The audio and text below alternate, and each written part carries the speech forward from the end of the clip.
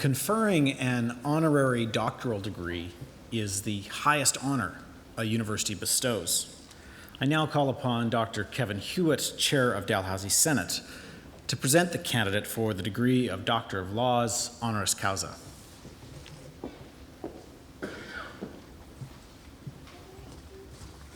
Dr. Mammen, can you please rise? We are extremely pleased today to be presenting Dr. Mathai Mammen with his first honorary degree. I believe there will be more to come. A gifted chemist, medical doctor, and researcher. He is co-founder and past senior vice president of research and development of Theravance Biopharma in California. This mid-sized pharmaceutical company stands out in its commitment to discovering and developing medicines that answer significant unmet medical needs. Dr. Mammen has openly called for increased cooperation amongst pharmaceutical companies and for regulators to look at new and more collaborative ways of developing drugs and promoting innovation. In the words of his nominator, Dr. Joseph Zwanziger, Canada Research Chair in Nuclear Magnetic Resonance Studies of Materials in Dalhousie's Department of Chemistry, Dr. Mammen is distinguished by his true interest in helping solve the world's medical problems while working in an industry that is so focused on profits. Mathai Mammen was born in India and moved to Halifax with his parents and younger sister at the age of 3. He grew up in Halifax and went to Dalhousie to pursue a Bachelor of Science honors in chemistry. He graduated in 1989 with the University Medal in Chemistry and the Governor General's Medal, then went to Harvard with a graduate scholarship from the Natural Sciences and Engineering Research Council of Canada. There, he earned a MD and PhD and studied with George Whitesides, one of the world's most renowned chemists. He is well remembered by Dalhousie faculty even today. In his letter seconding Dr. Mammen's nomination, Dr. Russell Boyd, Professor Emeritus in the Department of Chemistry, recalls meeting Dr. Mammen in September 1985 in his first year chemistry class. He says, "In my 39 years at Dalhousie, I cannot recall a student with a more genuine interest in learning not only chemistry, but all subjects that caught his interest." Dr. Mammen's PhD research at Harvard led to his co-founding Advanced Medicine, now called Theravance Biopharma. The ideas in his doctoral thesis, Entropy and Electrostatics in Molecular Associations, Theory and Practice, enabled him to develop a technology called multivalent drug design, which Dr. Mammen describes as, quote, a fundamentally different way to design medicines than is typical at modern-day biotech and pharmaceutical companies, unquote. Today, Theravance is focused on discovery, development, and commercialization of medicines to treat a range of medical problems, including respiratory disease, gastrointestinal disorders, bacterial infections, and central nervous system pain. Prior to becoming senior vice president and directing an annual R&D budget of over $125 million, Dr. Mammen held a number of roles with Theravance, including vice president, molecular and cellular biology, and senior director, medicinal chemistry department. In April this year, Dr. Mammen began a new venture, joining Merck as a senior vice president in charge of significant portions of discovery research.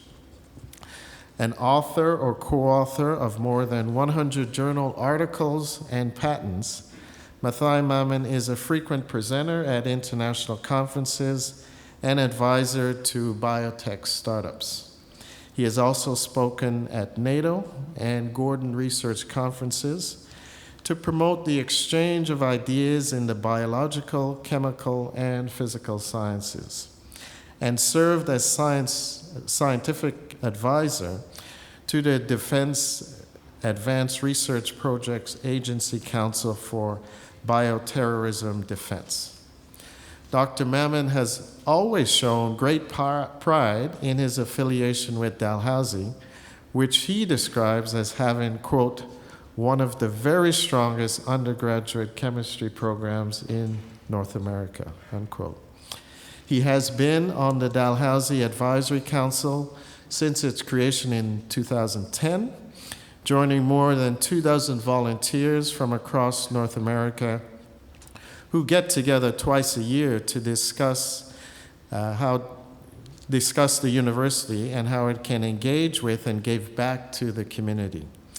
He was also the Carl C. Coffin Alumni Lecturer in Chemistry in 2006. A serious thinker with exceptional talent, Dr. Mammen generously contributes his time, talent, and financial support to Dalhousie.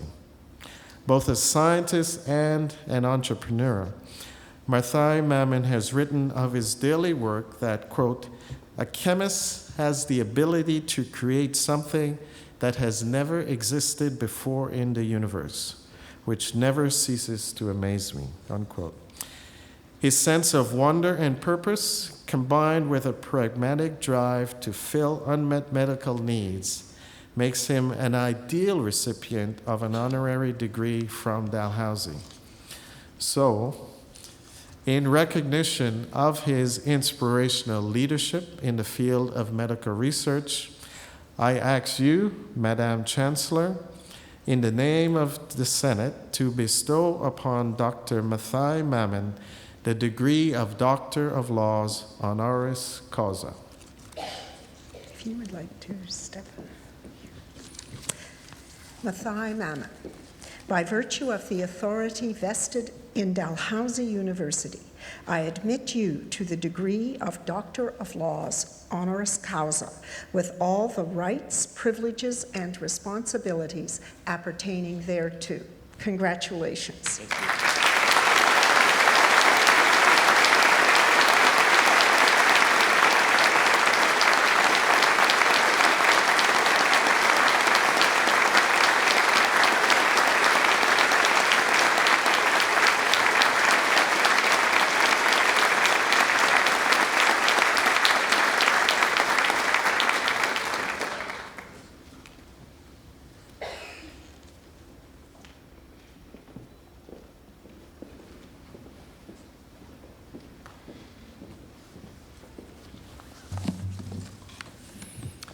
Good morning, graduates. Congratulations to you. Good morning, faculty, parents, and friends. My warmest gratitude, my genuine honor to be here to Chancellor Anne McClellan, President Richard Florzone, and Dr. Kevin Hewitt, Chair of the Senate. Now, a typical graduation address has the objective to inspire you, the graduates, on this your special day. Some words to propel you forward with the confidence that you deserve, that you can do anything, and I think you can. But I decided I'm not going to do that today, this morning. I don't need to belabor this message. I think it's too self-evident. You are, after all, graduates of Dalhousie, and with a prestigious degree in hand, you can do anything. You are, by virtue of being here, talented, resourceful, and have the ability to persevere. You have the ambition and skills to contribute meaningfully and have impact. So instead, I'm going to tell you about two features that were certainly underdeveloped in me when I was in your shoes and wearing your robes. And I would have appreciated hearing about, at least I think I would have, not sure. Let me illustrate the first of these two features with a story first told by David Foster Wallace. So there are these two young fish swimming along that happen to meet an older fish swimming in the other direction. The older fish nods at them and says, "Morning, boys. How's the water?" And the two young fish swim on for a bit. Then eventually, one of them looks over at the other and goes, "What the hell is water?" And so I want to say that we don't know what we don't know. Rumsfeld's unknown unknowns, you may have heard.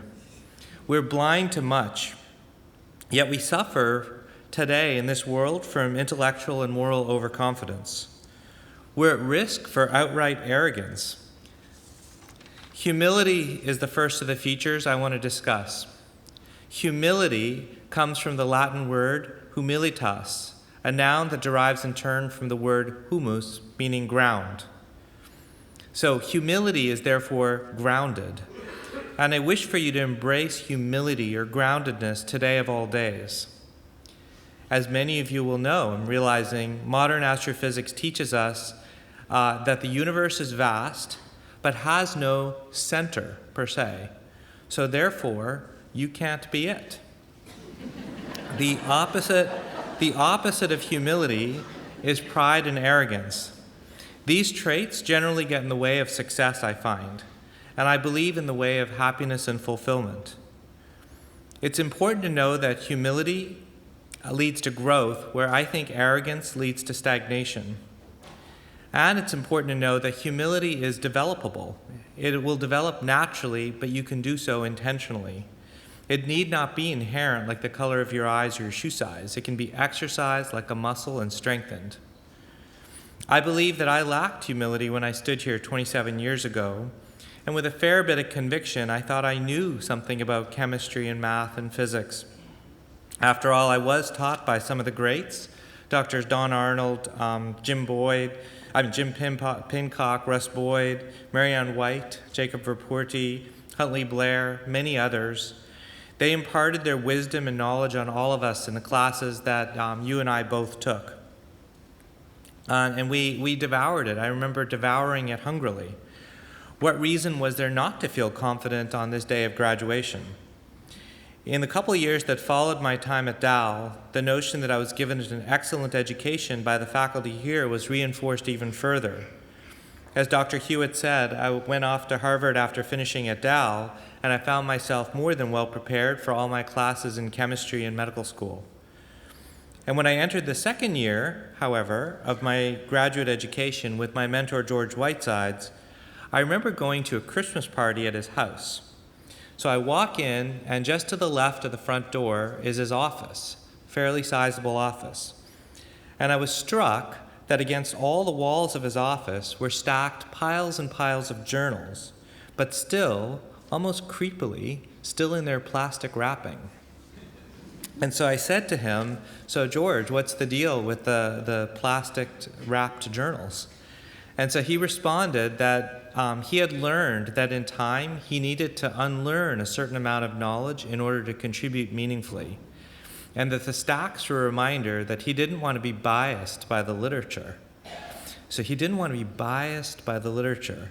So at that point in my life, I thought that was just nuts. Like, what about the idea of standing on the shoulders of giants and respect for genius and all that? So what he asked for me for my graduate thesis seemed daunting. He wanted me to go from 0 to 1 on something new and avoid extending someone else's work. So I began taking ideas to him one at a time, and he would reject every one. He would call the idea either derivative, that's his favorite word, or boring, or both.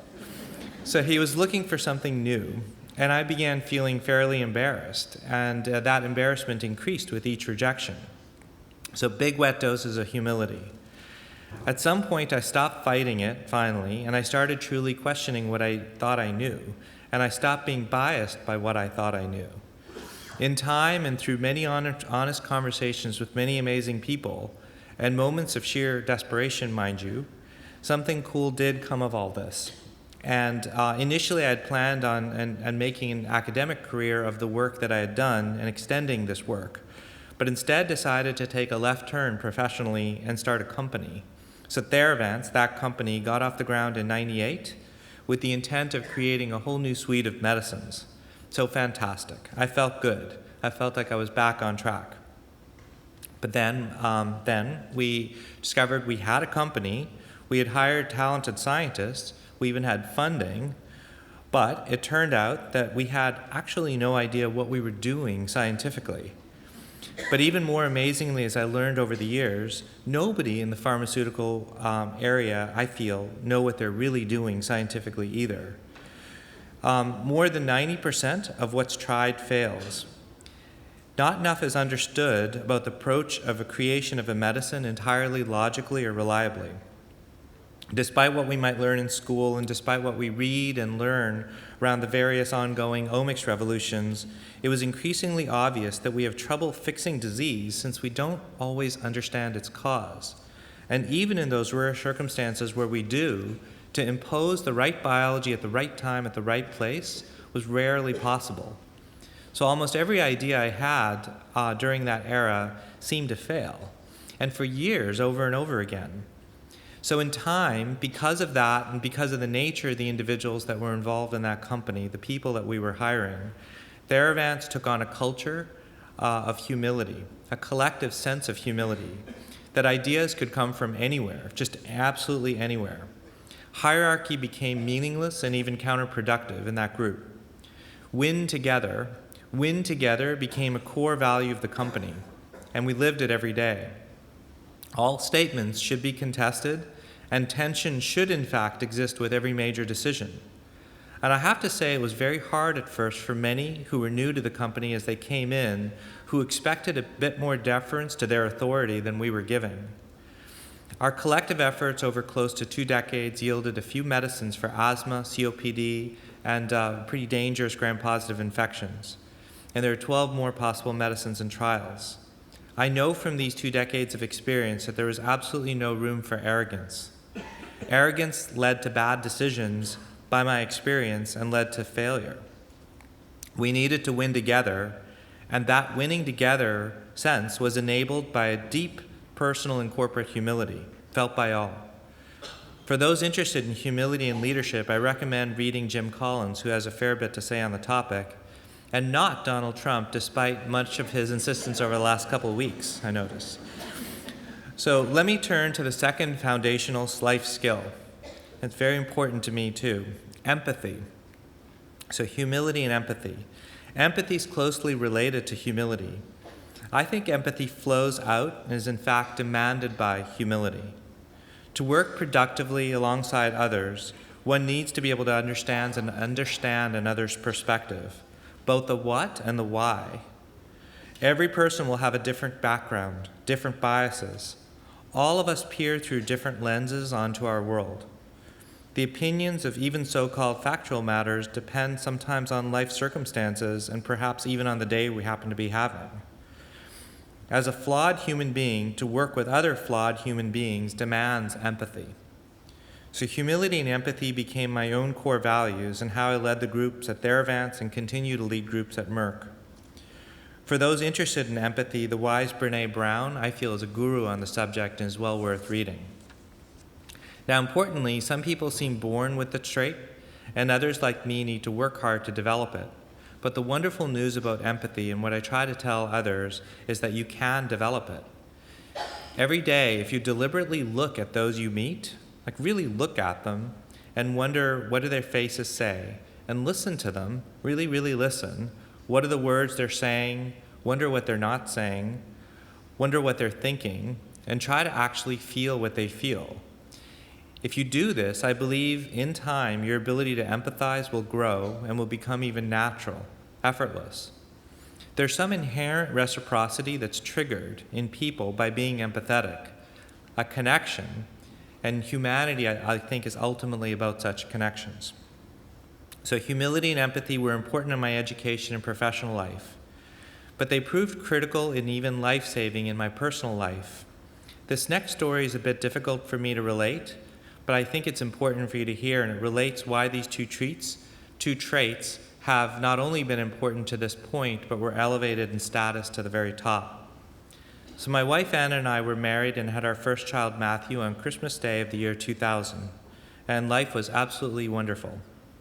Our first daughter Mia was born several years later, and life continued to be wonderful.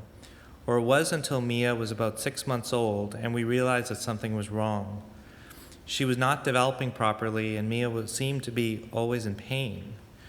As you can imagine, my wife and I obsessed and worked 24/7 to understand what was wrong, working with the physicians at Stanford Hospital. But despite the months and years of effort, despite the doctors at Stanford, despite both Anna and I being part of the healthcare system, we couldn't for the life of us figure out what was wrong with Mia. She showed gushes of humility, and this time accompanied by fear.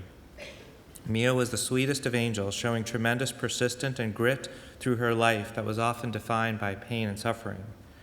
Mia died at close to 6 years old in 2010. And what kept us from falling apart in large measure was our second daughter, Lainey, who was born when Mia was 3. So Lainey was a gift. She epitomized this notion that I've been describing about empathy in all senses, immediately connecting and deeply, deeply connecting with all people, strangers and family, children and adults, and especially with her sister Mia.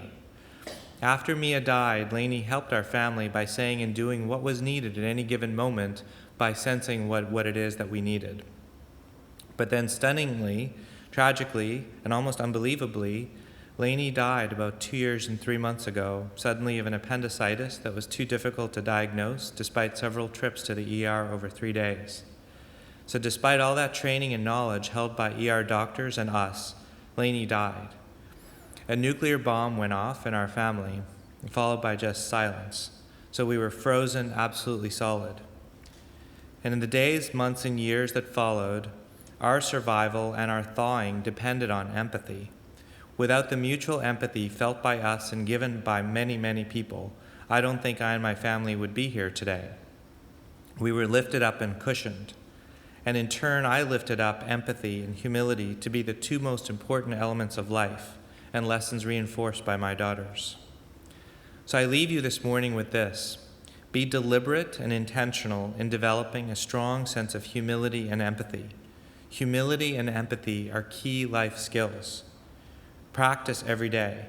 Much flows from empathy that will be gifts to you and those you love as you become entangled in life. Learn from others, but be aware of blind deference. That requires a combination of humility and empathy. Take on mentors. I think that's very important. Getting a mentor takes empathy, and being a mentee takes humility. Dalhousie has prepared you exceptionally well, and you should know that.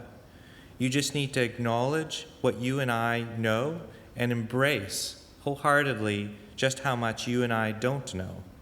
Despite our limitations and fallibilities, we together are capable of great things. Humility and empathy are the keys. So go forth and achieve greatness together. Thank you sincerely.